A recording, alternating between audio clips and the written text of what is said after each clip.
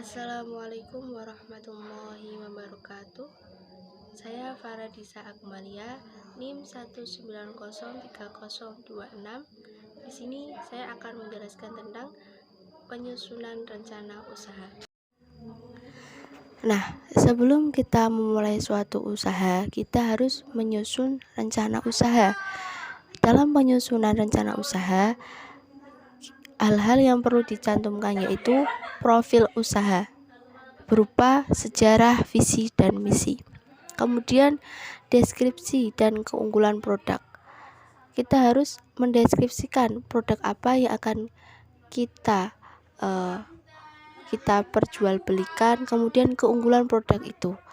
Yang ketiga, peta persaingannya. Kita harus melihat para pesaing yang kemungkinan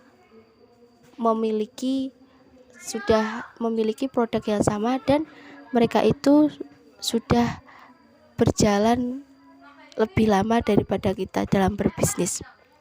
Kemudian yang keempat, strategi pemasaran. Nah, kita tuh harus pandai-pandai dalam memasarkan suatu produk kita. Kemudian yang kelima, tim. Kita harus merekrut banyak tim sehingga produk yang akan kita perjualbelikan, kita kembangkan itu akan semakin dikenal oleh banyak orang.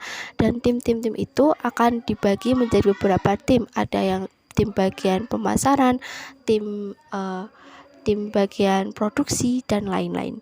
Kemudian yang ke-6 yaitu anggaran. Kita juga harus memperhitungkan anggaran yang kita dapat dan kita keluarkan agar kita tahu kalau anggaran yang kita keluarkan lebih banyak berarti kita mengalami kerugian, tapi kalau anggaran pendapatan lebih banyak daripada anggaran keluaran berarti kita memiliki keuntungan. Kemudian yang terakhir yaitu kebutuhan investasi. Nah, untuk kebutuhan investasi itu kita harus pandai-pandai menyisihkan pendapatan atau keuntungan yang kita dapat untuk investasi agar kita dapat mengembangkan produk yang kita perjualbelikan dan kita mempunyai modal untuk membangun atau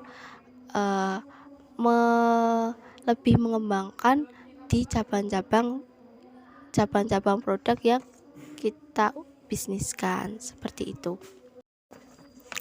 Dalam PPT sudah saya cantumkan contoh dari bisnis plan atau penyusunan rencana usaha.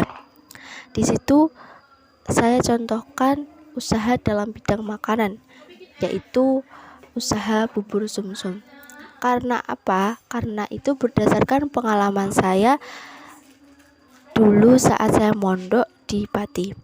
Nah, pada saat kelas 12 itu kan banyak pengeluaran yang harus kita bayarkan untuk ujian dan lain-lain. Nah, kemudian saya dan teman-teman saya berinisiatif untuk memulai suatu usaha.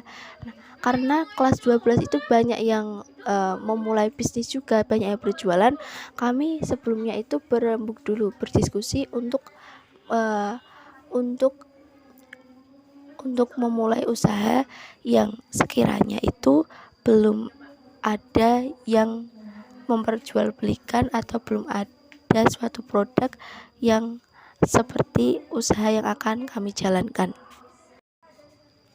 Nah, kemudian untuk hari pertama kami juga mencatat berapa orang pembeli, kemudian berapa uang yang kami keluarkan dan berapa keuntungan yang kami dapatkan, sehingga kami dapat melihat apakah dengan berbisnis itu kita mendapat keuntungan atau kerugian.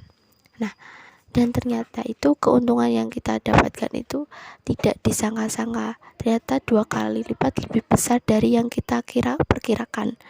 Nah, mulai dari itu kami menambah jumlah produksi yang mulanya hanya sekitar 20-an menjadi 50-an. Nah, begitu seterusnya. Mungkin hal ini yang dapat saya sampaikan berdasarkan pengalaman saya. Untuk kurang lebihnya saya minta maaf. Assalamualaikum warahmatullahi wabarakatuh.